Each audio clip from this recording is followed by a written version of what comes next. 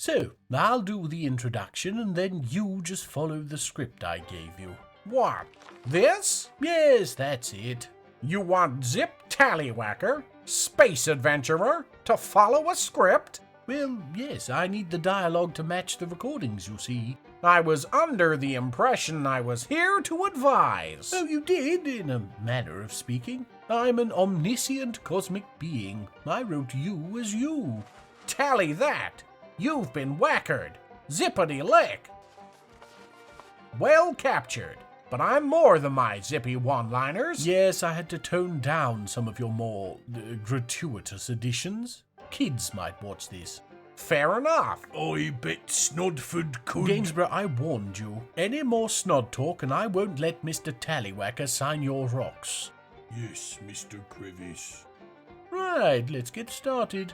Oh, damn, I was already recording. Kutam Melunodiz Wamid. Take two, Welcome perhaps? one and all to the flea No, on the dog's Mr. back Crevice that's ready to doesn't really do start multiple sucking takes. thought He that we says it all suggests call he isn't an infallible deity Hammerlock. of awesome power. I suppose We are that above makes the sense, and I barracks must tower, compliment you watching on the your nails and commendable attics vocabulary. train for what we Very have good for a planned sentient today. stack of shale. Yeah, it gets wheeled out for comedic effect. Gainsborough, do you see your name in the script anywhere? You never gave me a script. And you didn't take that as a hint. No, you forget things all the time. Anyway, please do be quiet until we've got the recording done. It seems a second take would just You be... deaf? No second takes!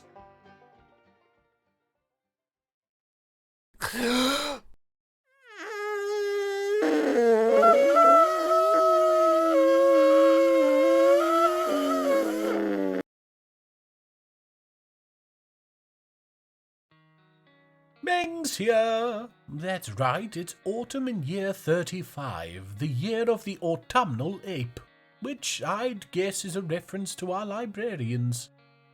Possibly getting out of hand. It's a future problem. For now, let's focus on finishing up some fortress matters so we can get to the meat of the episode. Sadly, we're stuck watching this lackadaisical little lemon as he wanders around the fort, taking in the sights. Yes, we made some new walls, Meng. They're just walls, nothing to get excited about. Ah, here we go. He's found his way into the Hollowhill at last. Then found his way out just as fast. Nice and a cry for help. Yes, okay, don't overplay it. Good me. Seems a marksdwarf of the caravan has gotten into a scuffle. Well then, I, Zip Tallywhacker, shall away and save the poor lad. Put your photon blaster away, Mr. Tallywhacker. It's just a hill. Yes, here's the devil, right next to the barracks tower. Odd. Why would they not use the road? Right? Here's the marksdwarf in question, Rovod. Nothing worse than a bruise this time, luckily, though she's a proficient observer, so maybe she saw that last fellow and learnt his lesson. I do wish that they would just use the road, though. I'm not certain, but I think injured visitors reflect badly on us on the world stage. We all have a moral duty to protect those weaker than us from harm. Oh, could you imagine? I'd never get anything done. Oh, and while we're in the area, take a look at our little bronze apprentices. That 8-armed git did at least show you our teaching kitchen all set up, even if he couldn't figure out what it was. And we're already enjoying the fruits of our trainees' labours. Minced, of course. Now then, Mr. Tallywhacker. Call me Zip Tallywhacker, Space Adventurer. No. Please just follow the script. Now then, here you can see the group of goblin pits that's been causing us so much hassle. Given your time as a hero for hire, I was wondering how you would deal with them. Well, that's easy. The script, Mr. Tallywhacker. First, let me thank you for asking me to be here. It's both a privilege and an honor. No, don't mention it. But your thoughts? Unrecordable, I'm afraid. What? Oh, no, we've got a kobold for that. Gainsborough? Juicy tomato laundered shirt.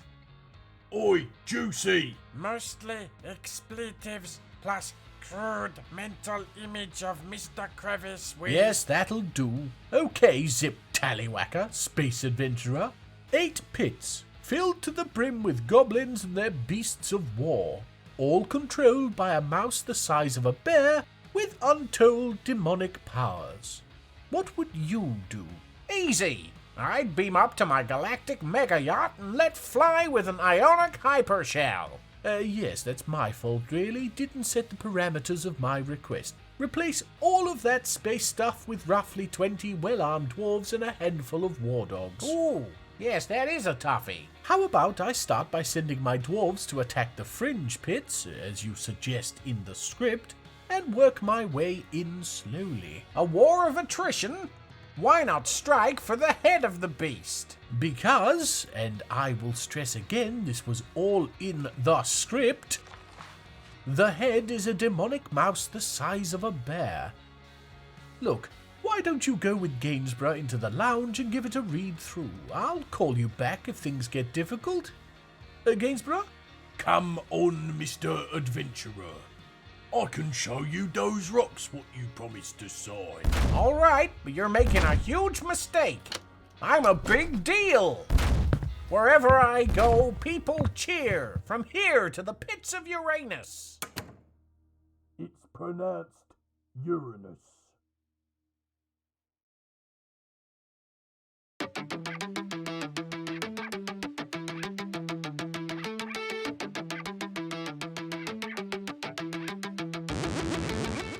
The massive red tick that... What's that noise?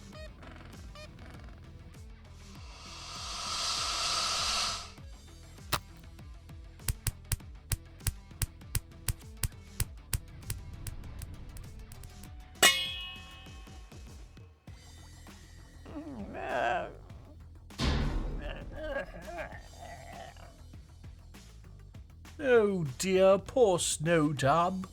He's certainly a very spirited Stegosaurus penguin, though clearly no match for this Triceratic. Dustlund Sinkfrost, originally created to break the seal on Caprisuns when they moved over to paper straws. I found it easier to just switch to other beverages than keep helping Gainsborough down out of the tree in the garden, though. He's scared of bugs, remember? Yes, here's the penguin, licking his multiple wounds on the cavern floor. Honestly, don't know what got into him. Is that more noise I hear?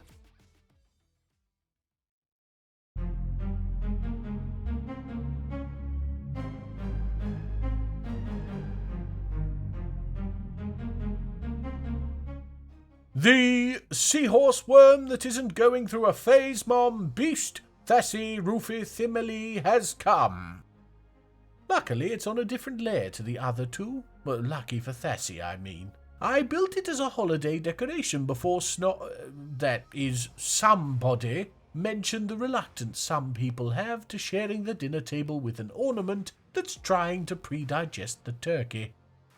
And I retorted, if they can stand to watch you climb to the top of Mashed Potato Mountain for some big skiing, they've stronger stomachs than most.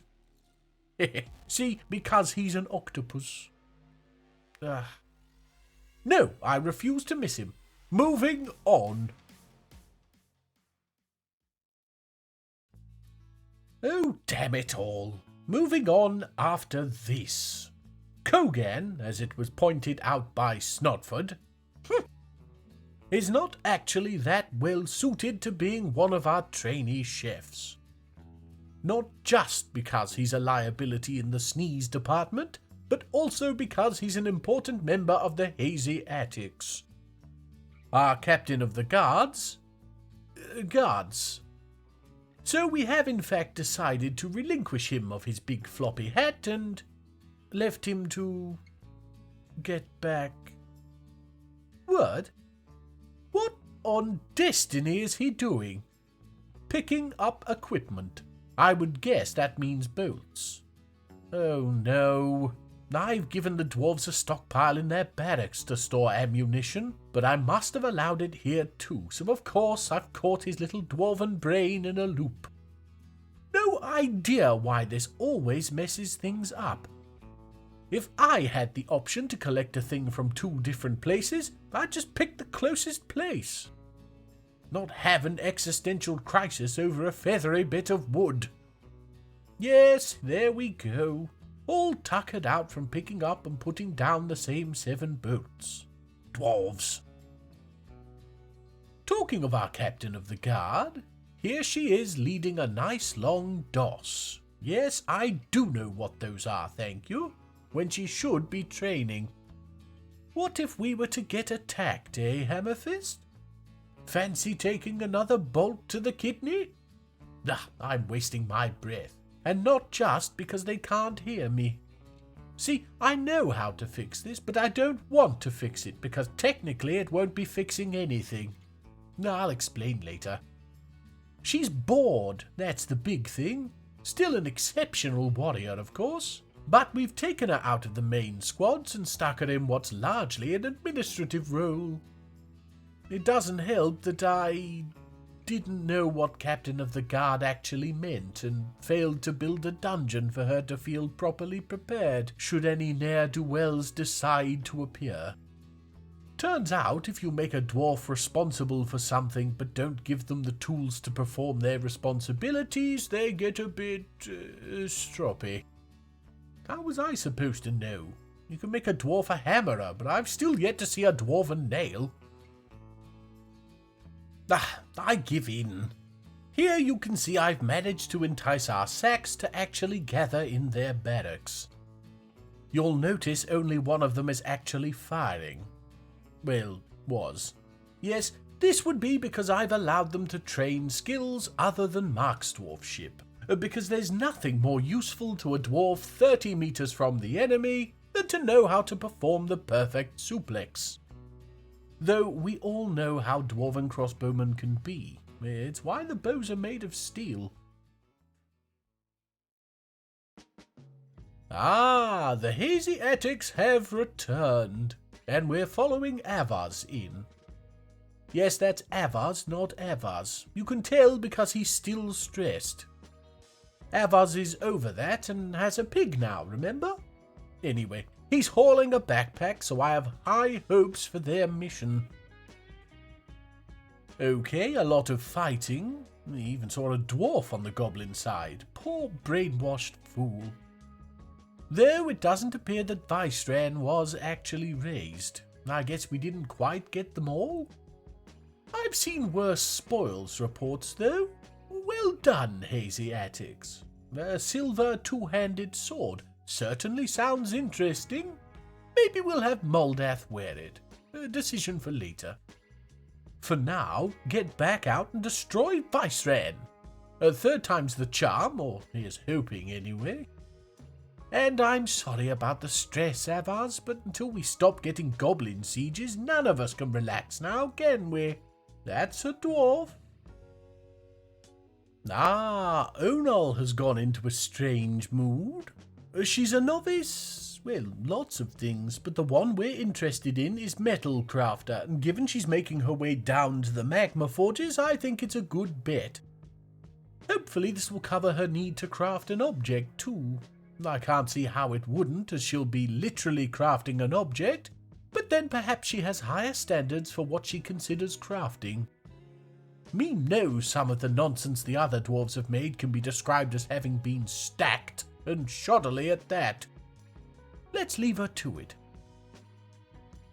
Aha! The barricaded nails are back. We're following Doran, and yes, that is Doran. Nice to not have to correct you all for once. He's a very happy dwarf, so I suppose it's always preferable to hope it's him than Doran. Now, I can't quite see what he's carrying, but it's worn out, whatever it is. That's what the little X means. So I only hope it isn't underwear. Looking to the report, we can see an awful lot of fighting. It seems we lost a handful of dogs to some individual called Sportship? Yes, that makes sense. Sportship is a horse. Not important enough to have a mention in Legends mode, I checked, but apparently sporting some sort of vendetta against any and all canines.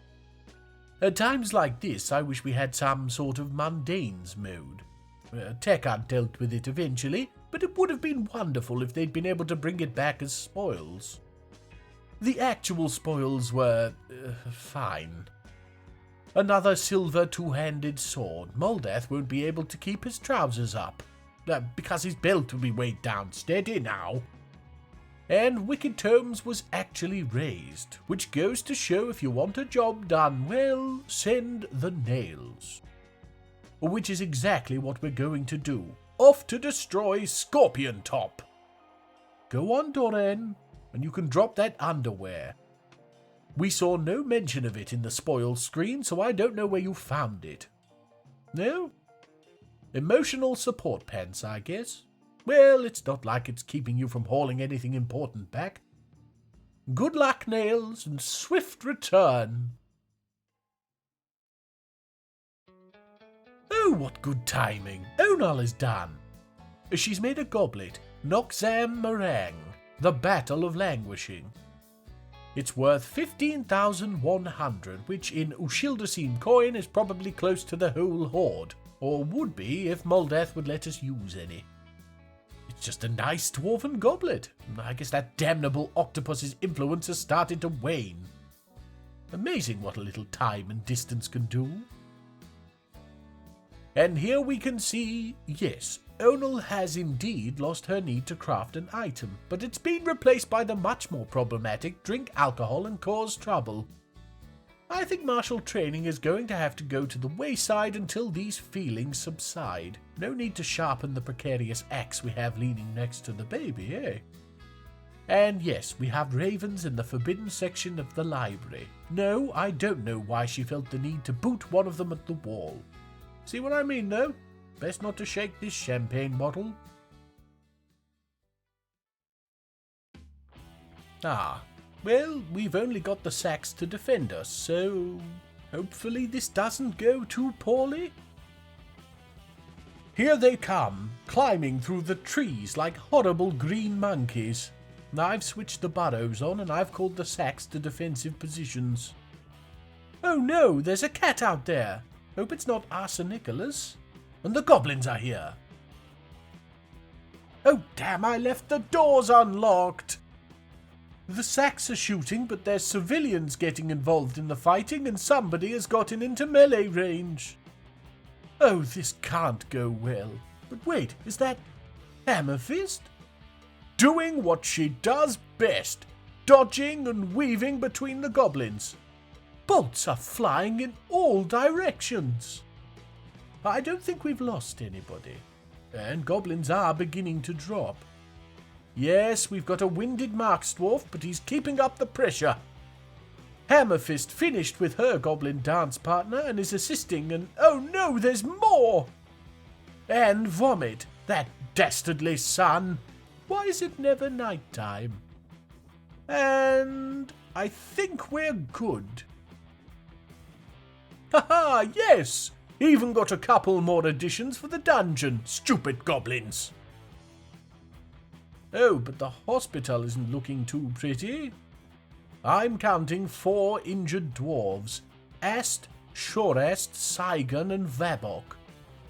With only Ast not being a member of the Sacks of Amazing.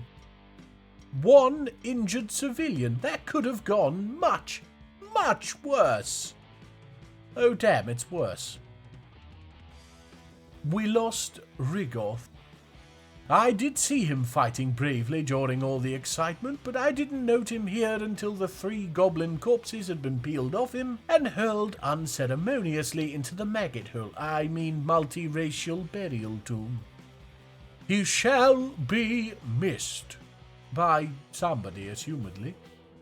Not by you lot, though, I'd wager. I record these and have no idea who he is. Aha! The hazy attics have returned. Are they all naked? Why are they all naked? Here's Thob, and yes, completely naked. No armour or weapons. What on destiny is going on? Looking at the report, it's completely bloody useless. They looted treasure, then they rampaged. And what did they loot? One iron toy axe. And Viceran is still not raised. The Scorpion Top is, and the nails haven't even returned yet, but not Viceran. They didn't bloody go, did they? They left Hammerlock, stripped down to their underwear, had some sort of weird drunken wilderness party, and after discovering kobolds had run off with their gear, had to traipse back with naught but their toy axe of shame. What am I supposed to do with you now? Ah, and here are the barricaded... Why are they naked too? Oh, I stand corrected. Obok here is carrying an emu leather left glove. What on my dimension of destiny is going on? Why can I not just have normal dwarves who do normal things, like go out to war and manage to keep their trousers on? I bet it's those bloody elves. Ah. Well, the raising went well, as we already knew. An awful lot of fighting, but we don't appear to have taken any serious losses. A dog lost a foot. Poor thing. Then the spoils. 2 iron toy axes. It's looking more and more like some sort of bizarre party favour. It's all adding up. The attics left for Viceran, detoured to the elves and had their month of me knows what sort of fun. Meanwhile, the nails left for Scorpion Top, destroyed it, and on the returning trip met up with the attics, whereupon they stripped off to join in. Cue the blaring morn with 20 sets of steel armour and maces mysteriously missing, along with their elven hosts. Nothing left but the toy axes, which they bring back, but not before having the sense to stagger their return so as not to raise suspicions. I want to be angry, but let's be honest, we've all been there. Just lucky they've all still got their organs. Damn and double damn, we're almost out of steel and the only maces in the fortress are bronze. So I guess the barricaded nails are going to be spear wielders for a while. We can't fight like this. Stupid, stupid, stupid dwarves.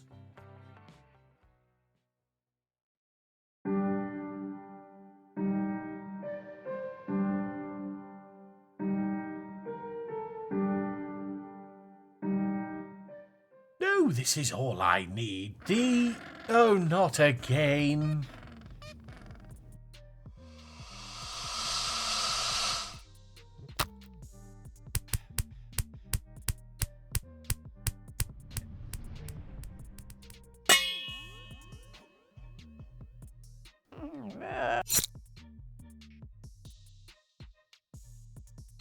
No, my penguin!